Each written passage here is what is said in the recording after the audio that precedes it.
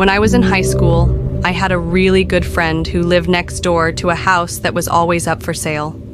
People would move out in the middle of the night without a word, and it hadn't had the same owner for more than 6 months straight for a couple of years. One night, we were really bored, and he suggested we go explore the house next door since it had sat empty for a while.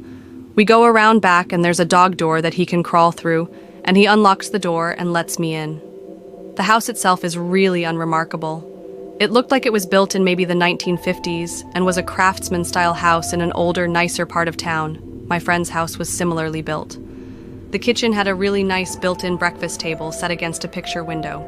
The house's electricity was off, but you could see the street light through the window. My friend and I sit down, on the floor, across from this table, and are just hanging out, talking. Why? Who knows? All of a sudden, my friend screams, and in that instant, my vision goes black. But it wasn't that I just couldn't see. My body was engulfed in this sickly coldness from head to toe. I start screaming, and I feel my friend's hand grabbing mine and pulling me in some direction forcefully. My vision slowly comes back, and I start to warm up when I realize that we're outside under the streetlight. It was December and should have been much warmer inside of that house. Finally, I look at my friend, and he looks scared. I'm really confused and kind of panicked myself, and finally ask him what happened. He says that as I was talking, a black thing, this figure that was all black and only had the vague shape of a girl, crawled out from under the table and sat on top of me.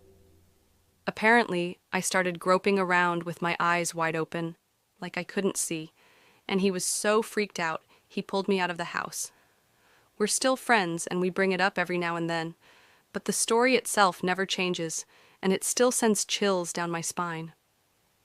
To this day, I've never felt such blackness or coldness in my life. It was palpable, almost sticky.